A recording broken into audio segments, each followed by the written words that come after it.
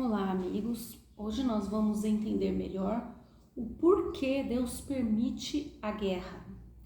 Para entendermos, para termos essa explicação, por que Deus permite a guerra aqui na Terra, nós temos que entender primeiramente o que houve no céu, no universo, antes da criação desta Terra. Antes da criação desta Terra, no universo, houve um conflito, onde o próprio Deus Criador foi acusado por um anjo que se revoltou, foi acusado de tirano, e instalou-se um clima de rebelião no universo. Neste momento, houve a necessidade de um julgamento para que tudo fosse vindicado. Assim como aqui na Terra existe essa necessidade, como aqui cópia de tudo que ocorre na eternidade, no céu, porque nós temos um Criador no universo, então também existiu a necessidade de um julgamento. Então foi isso o que houve. O nosso Criador, o próprio Criador, foi acusado de tirano, de injusto e de autoritário por este anjo que se rebelou e quis ocupar o lugar do Criador. Primeiro foi invejoso e depois foi revoltoso e quis ocupar definitivamente o lugar do Criador, se revoltando contra ele. Este anjo foi expulso dali e, tendo se voltado para o planeta Terra como um planeta recém-criado, ele então veio para cá e enganou os nossos primeiros pais recém-criados. Esta é a história do conflito. Vamos nos aprofundar um pouquinho mais falando do livro de Apocalipse, que nós estudamos até aqui, e vocês têm os comentários gravados no canal para ver ou rever. Logo no início, esta revelação, esta carta reveladora, chamada Livro do Apocalipse, ela nos fala de uma carta às 7 igrejas, uma carta de Jesus, o Salvador, o Filho de Deus que veio para cumprir o plano, uma carta destinada às 7 igrejas. Esta carta é destinada aos 7 períodos da igreja cristã, porque ela trata-se de conselhos, admoestação, elogios e até uma reprovação, especificamente para a última igreja, chamada de Igreja de Laodiceia. Então, esta carta é destinada para 7 períodos, os 7 períodos da era cristã, denominado de 7 igrejas. Então, logo em seguida, após esta carta, já entra o juízo, com a abertura do primeiro selo, os 7 selos. E aí, então, o juízo já não tem a ver com conselhos, com admoestação. E se você estudar o Antigo Testamento, que é um simbolismo para o Novo Testamento, assim como todo o Antigo Testamento simbolizava e apontava para Jesus Cristo, o Cordeiro, que cumpriria o plano de Deus e estaria no Novo Testamento, também todos esses simbolismos apontam para o Novo Testamento. Então, lá no Antigo Testamento, você vê que existe um dia específico para a expiação, dia da expiação. Do mesmo modo, existe um dia específico para o início do juízo aqui na Terra.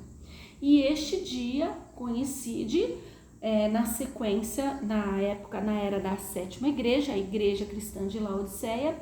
Este dia coincide com a restauração de toda a verdade bíblica na Terra, a finalização da Reforma Protestante, com o início do movimento adventista e a restauração da verdade da doutrina do sábado do 7º dia, que foi pisada, assim como todas as outras da Reforma Protestante. E nós podemos fazer um estudo também sobre ela, mas você encontra também um estudo sobre a Reforma Protestante, a doutrina do sábado do 7º dia, que é o mandamento que aponta para Deus como Criador do universo. Ela foi restaurada na era de 1844, quando então se iniciou este juízo, começando no céu, começando pelo juízo dos mortos.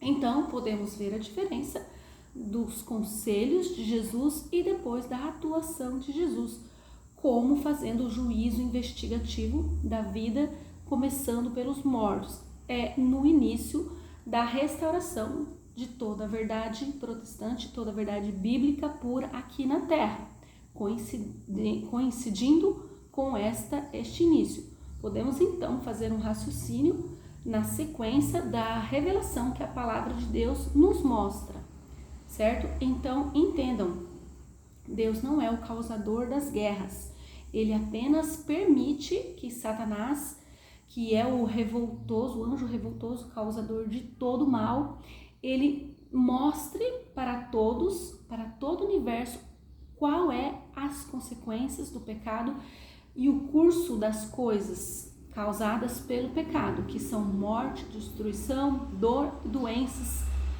violência, tudo de ruim que existe, desequilíbrios da natureza, todas as consequências ruins do pecado. Deus permite que Satanás dê sequência, transcorra nisso para que o universo inteiro veja. Deus poderia ter destruído Satanás e seus anjos e até a criação aqui da terra, logo no início, ou até antes de criar a terra, mas se Deus fizesse isso, não poderia se ter certeza, comprovação das consequências do pecado. Por isso Deus permitiu que Satanás continuasse com seu curso de revolta e de destruição, para que ficasse claro perante todo o universo e perante nós também quais são as consequências do pecado. Deus enviou seu Filho, Jesus Cristo, para morrer por nós, dando uma chance para cada um que queira adorá-lo e aceitá-lo como Criador, como único e suficiente Salvador, e queira viver a eternidade com Ele, num mundo sem pecado, sem morte, sem dor, sem revolta e sem mentira. Então, Deus dá essa chance. Nenhuma criatura seria capaz de pagar o preço, apenas o Criador. Então, Ele envia seu Filho, na segunda pessoa da Trindade, Jesus Cristo, que é aquele que foi eleito como juiz, porque um réu, como Deus Pai Criador, não pode ser o seu próprio advogado, nem o seu próprio juiz. Então, Jesus Cristo faz esse julgamento de seu próprio Pai, o Criador. Jesus Cristo como Criador também, no mistério da Santíssima Trindade, que nós teremos a eternidade inteira para entender. E também, através da terceira pessoa da Trindade, Ele nos envia o Espírito Santo para nos convencer do pecado, da justiça e do juízo.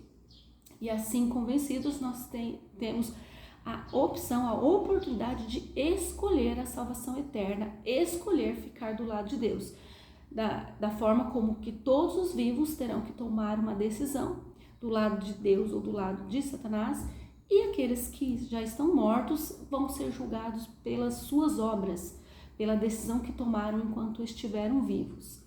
Então este é o plano de salvação, este é o motivo de Deus permitir que Satanás faça a guerra e faça tudo de mal que ele faz no mundo. Mas logo em breve esse conflito estará terminado e nós estaremos, pela graça de Deus, junto com o nosso Senhor, vivendo a eternidade, no mundo sem pecado, sem morte, sem dor. Então que Deus abençoe você, que você possa também se preparar através da oração, da comunhão, do arrependimento e estar apto para viver pelos méritos do sangue de Jesus Cristo, viver essa salvação e essa eternidade ao lado de Deus. Que Deus te abençoe.